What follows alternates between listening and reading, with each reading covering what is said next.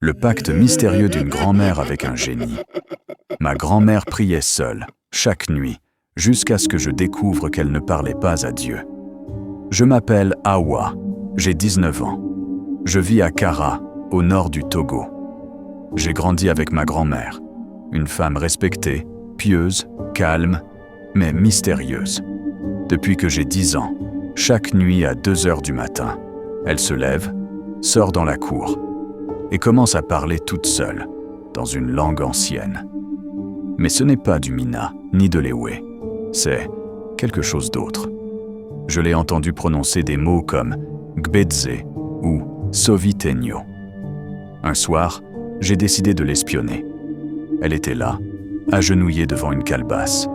Dedans, du sang, des coris, des herbes brûlées. Elle répétait « Gbedze, protège ma lignée. Je tiens le pacte. » Puis, l'air s'est glacé. Et j'ai vu quelque chose derrière elle. Une ombre grande, fine, avec 2 yeux rouges. Ma grand-mère lui parlait comme à un vieil ami. Je n'ai pas crié. J'ai juste reculé lentement, jusqu'à ce qu'elle me voie. Elle s'est levée et m'a dit calmement « Puisque tu as vu, tu dois entendre la vérité. » On s'est assise autour du feu. Elle m'a dit que dans sa jeunesse, il y avait eu une grande famine. Elle avait perdu toute sa famille. Alors elle est allée au fleuve sacré et a fait appel à Gbedze, le génie du fleuve noir. Il lui a donné des récoltes, de la longévité. Mais en échange, elle devait lui offrir du sang, chaque mois. Et un sacrifice final, le jour de ses 70 ans. Quelqu'un de sa descendance. Je suis resté sans voix. Tu veux dire, moi ? Elle n'a rien dit.